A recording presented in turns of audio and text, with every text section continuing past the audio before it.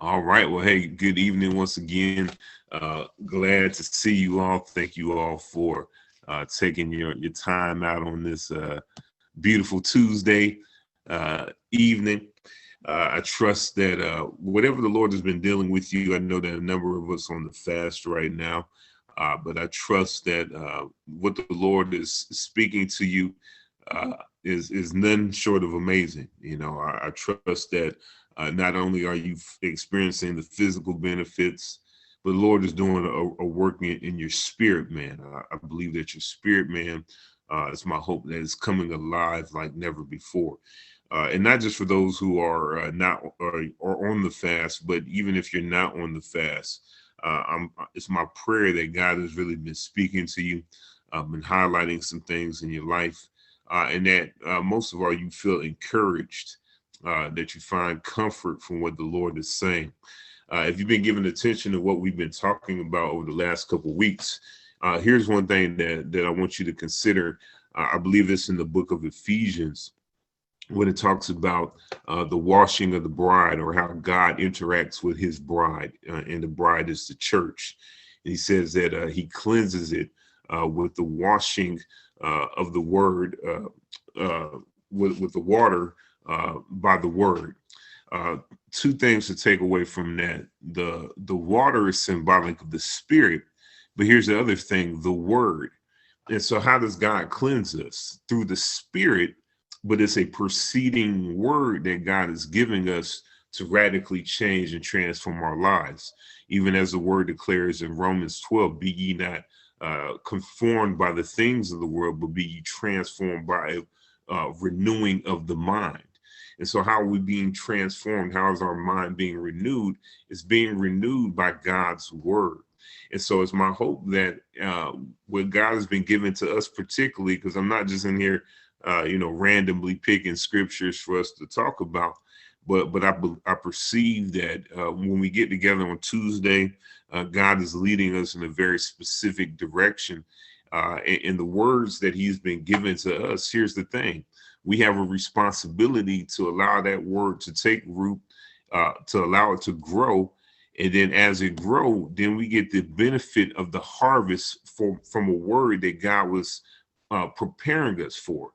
The word that he knew that we would need in the season of that harvest, he knew that we would need it. So he gives us a word in advance of that season. And so the words that God has been giving us, I believe that has been a call to maturity. And I hope that you hear that.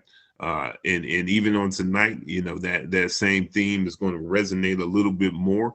But let's be excited about what it is that God is offering to us, because he's giving it to us because he knows that we're ready and we're able to handle what it is that he's given to us. I was talking to Elder Henry earlier today, and the question that I had asked him was, why did Jesus tell his disciple? He said, there's more that I want to give you, but you're not ready for it. And the reality is that they weren't ready for it. And if he gave it to them, now they would have mishandled a word. They would have mishandled a revelation out of season. But here's the thing: pay attention to what God has given us in this season, because guess what? It's going to come back around later on. And so, quick recap of last week: we talked about flaws and all, right? And flaws and all. What we highlighted, the main theme of last week is that what happens when we give our insecurities, what we perceive as our shortcomings, what happens when we give those things to God. And what we saw is that those things become the foundation for our testimonies. Now, we use the example from Acts chapter 4 about Peter and John. It said that they, after they healed the man, after this great miracle had taken place, they were having to give an account before the audience, before the Pharisees, before those who were judging and antagonizing them. And they said that they knew that they were unlearned men. And so, but they also understood that even though them being unlearned, they were men of power and they were walking in this authority. And based upon that power and authority, they knew that they had been with Jesus. And that's what happens when we yield our insecurities and our what we perceive as our shortcomings to God. They become the baseline for our testimonies when people can recognize that it's not about you, the individual, but it's the fact that you are in relationship with God. Now, on the adverse side, or on the flip side of that, we also talked about Moses. When Moses has his burning bush moment with God, what comes from that is God is telling Moses, hey, I'm going to do all of these great things through you. You're gonna lead these people. You're going to deliver them. And Moses, very aware of his speech impediment, he says, hey, I got this stuttering problem. And for everything that you're saying, for as great as it is, in my estimate, that's reason enough that I can't do this. And the reality is that what we recognized from that text was God did not minimize the fact that Moses had a limitation, but what he was saying is, even through this limitation, I'm still going to use you mightily. But in Moses's mind, he perceived and he told himself that the limitation was enough to keep him from going forward. And what we talked about last week is that when our shortcomings, when we're keenly aware of our inadequacies, when those things start to become reasons or excuses why God can't do what he needs to do, we are now operating in pride. And I need you to get that, because what Moses essentially was saying is that God, I like what you're saying, but this limitation is going to keep me from doing what it is that you calling me to do. Failing to realize that once again, God had already factored in what he perceived as his limitation. God already factored that in before he invited him to do the work. And so when we get to the place when our shortcomings become so big that we can't see God, be careful, because you are now operating in the spirit of pride. All right. And we know that the word declares that pride comes before destruction. And so we never want to get into a place where we find ourselves unusable because of our own perceptions, failing to consider once again that God had already factored all of that into the equation when he called us in the season that he calls us. So nevertheless, over the next 2 weeks, this being the holiday season, we're going to talk about what a lot of people are, kind of focused on in this season. And what is that? They're focused on the present, the gifts, they're focused on the family, they're focused on the food, and so I don't want to lose sight of this holiday season. And I believe that even in this holiday season, there's still an opportunity for us to find a message in the moments. Okay. And so over the next 2 weeks, we're going to be talking about what do you want? And it's good to see. I see my cousins on here. Apostle, good to see you, sir. My cousin Lisa, my cousin Andre, good to see you ladies. All right. So do me a favor. We're going to read from two books. We're going to start in Psalms. Actually, we're going to start in John chapter 6. But I would also like for you to mark Psalm, the 103rd Psalm. We're going to read just one verse out of there.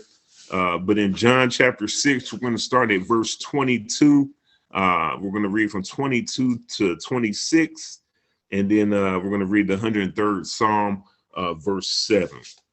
And so picking right up in John chapter 6, verse 22. And it reads, on the following day, when the people who were standing on the other side of the sea saw that there was no other boat there except the one which his disciples had entered, and that Jesus had not entered the boat with his disciples, but his disciples had gone away alone. However, other boats came from Tiberias near the place where they ate bread after the Lord had given thanks.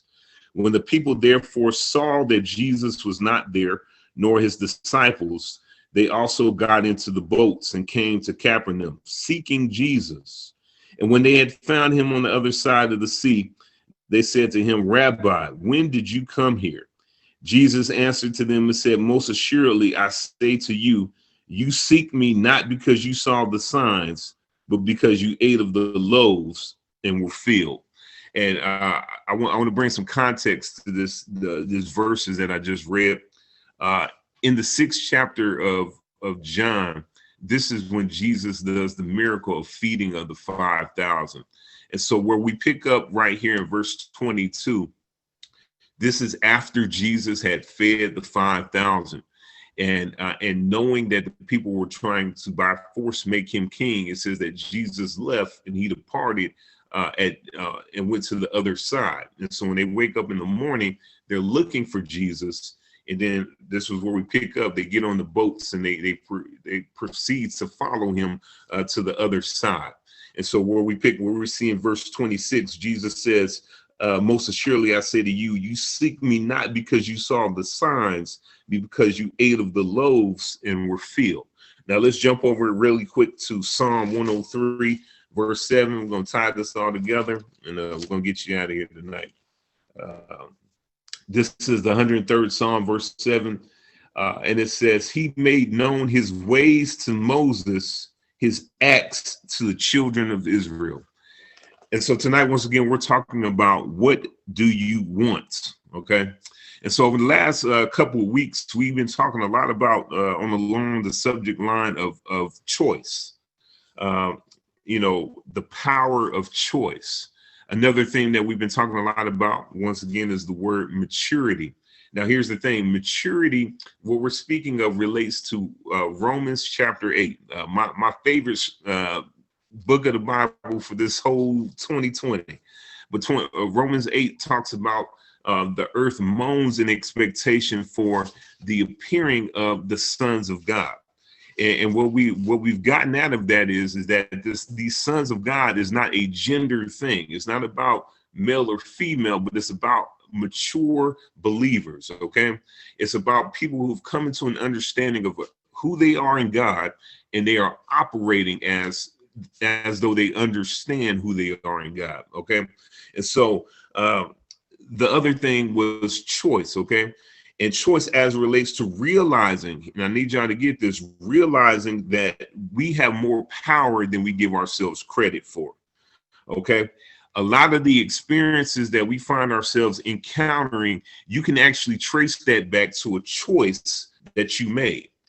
And what this does is now this throws a monkey wrench in the whole conversation that the devil made me do it. No, we chose to go in the direction that now in hindsight, we look back and we regret making that decision. But the reality is that the decision was up to us. Deuteronomy says, now I put before you life and death. Choose life that you may live, which means we have a choice. We have an option. And so as you marry the two, maturity and choice, now we have to consider what we're going to be talking about on tonight. And once again, is what do you want? Okay. And so I bring up these two areas because we need to be honest with ourselves. A lot of times we're not really honest with where we are at in our walk with the Lord. Okay. And I say that because the $1 million question that we have to ask ourselves is, do I want God for him, or do I want God for what he can give me? And I think that once we start to look at it through that lens, I believe that what that does is that highlights essentially our motives and why we do the things that we do. And if once again, if we're being honest, I don't think a lot of times we really assess the reasons why we do the things that we do. Your first encounter with the Lord, it may, the thing that may have brought you back was, because he did something spectacular, something that was a tangible miracle. But is that the thing that years later that keeps you going back, the expectation of a miracle, or is it because you understand that I'm in relationship with him? Now, the reality is that what we see in this text, and I want to highly encourage you all in your own free time to read the whole book of John chapter 6. But what we see is a people who were coming back to God, not because they desired him, but because they desired what he can do for them. Psalms, what we just read, Psalms 103, verse 7, it says that Moses knew God. Okay. Let me read that one more time. It says, he made known his ways to Moses, his acts to the children of Israel. To know the ways of God means I have a relationship with him, and he's given me an understanding as to why he does the things that he does. To know God's acts means I've experienced the miracles, but I don't know the reason why he's doing the things that he does, meaning that I'm not really in a deep relationship with him. Now, we talked about this before. Once again, the conversation of maturity. I'm 41 years old this year. I turned 41 years old. I am the son of my mother and father, but I am not their child.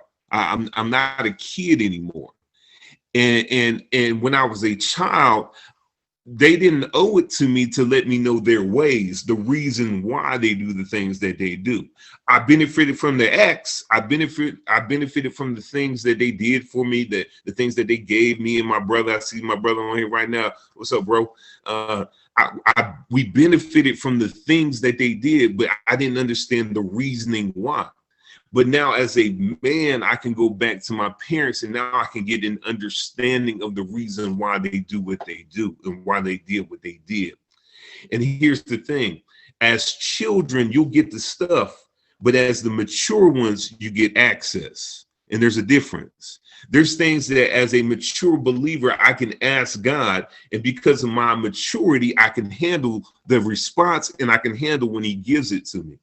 But as a baby, there's things that I don't have the language to ask for. And even if he gave it to me, I wouldn't know what to do with it. And so the $1 million question is, what keeps us in our pursuit of God? Is it relationship, or is it the expectation that he's going to keep giving me the stuff?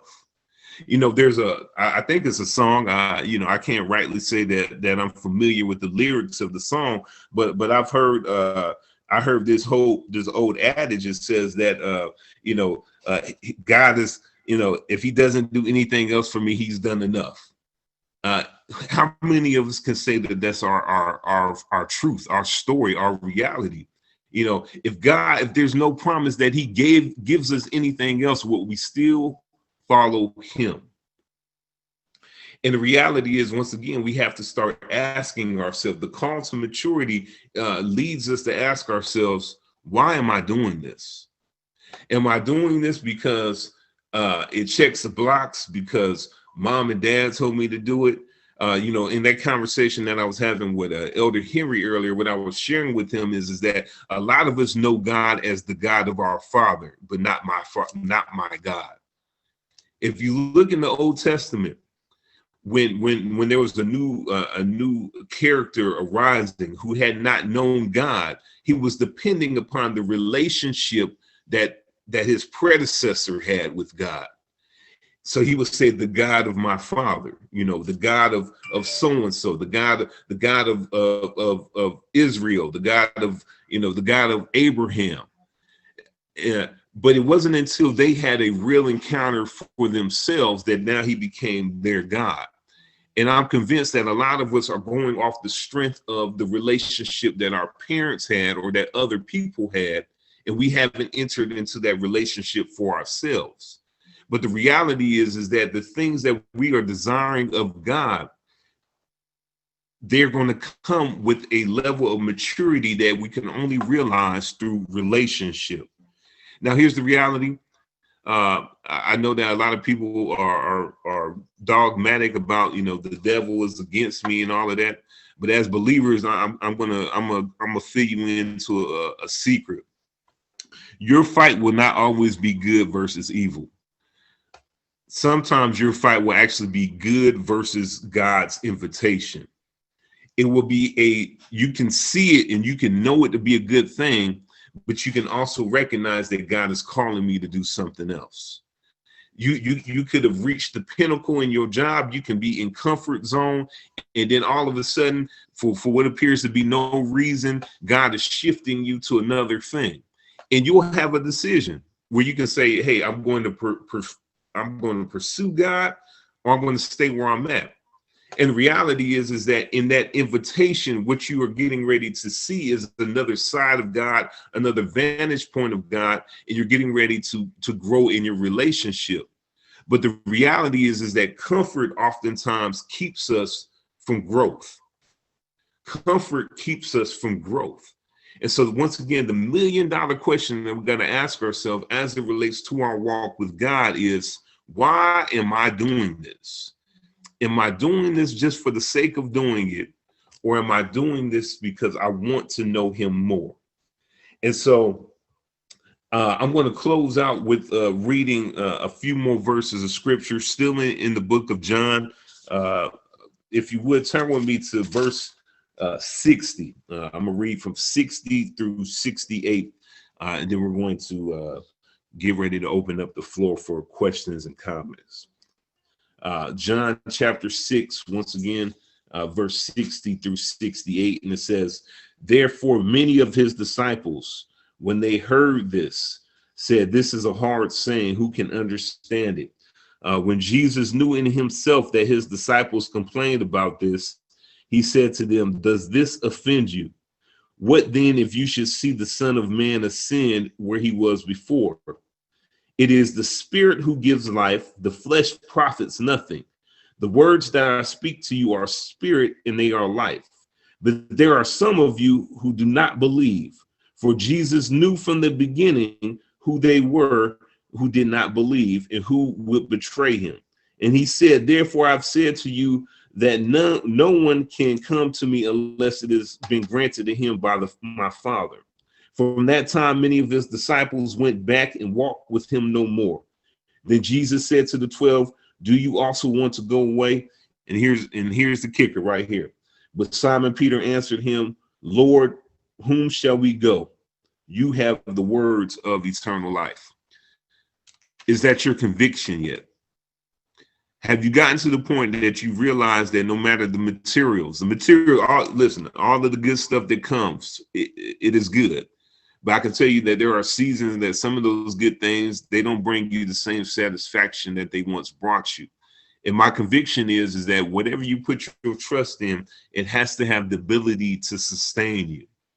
And so my conviction and my hope for you all is that you've gotten to the point where you understand that there is no other place you can go. That at the expiration or at the end date of the things, that you still want Jesus Christ, that he is still the chief aim of your pursuit. Because here's the kicker: in the presence of the Lord, there's fullness of joy, and at his right hand, there are pleasures forevermore. The reality is that I've come to an understanding that there is no thing that supersedes God. Because if I can get connected to him, I automatically have access. Once again, we have grown accustomed to chasing the resource and neglecting the source. The resources come from the source. And so my question to you once again is, what is the reason? What is your why in pursuing after God? Is it because you've convinced yourself that as long as I stay in this cycle of desiring the things, and as long as I stay on this good side, then I'll get it? Or is it that because I really just want to be in relationship with him? And because I'm in relationship with him, he knows what I have need of.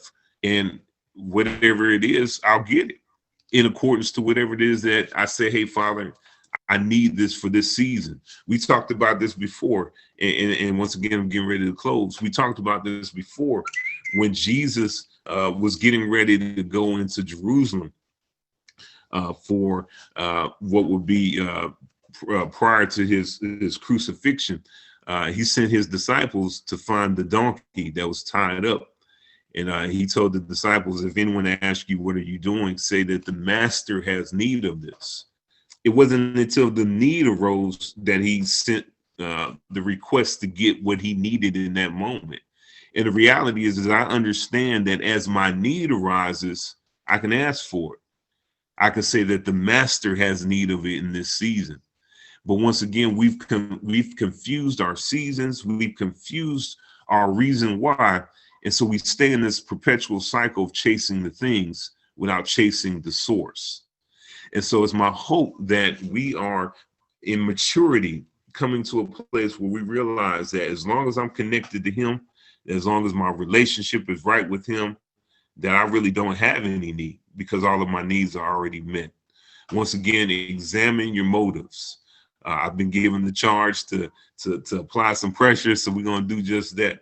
But the reality is that we have to examine our motives in our walk. This is a call to a mature body of believers. And once again, you are that mature body of believers. If you are just catching some of what we're talking about, if you're just catching it, I would highly encourage you to kind of go back in some of the messages. But we started with identity, and right now we are talking about the year of application. What does it mean to navigate in this thing called the kingdom? Because that is a responsibility that we have as kingdom citizens. We have to learn our position in this kingdom, how to operate in the kingdom that God has given us to advance in his name's sake.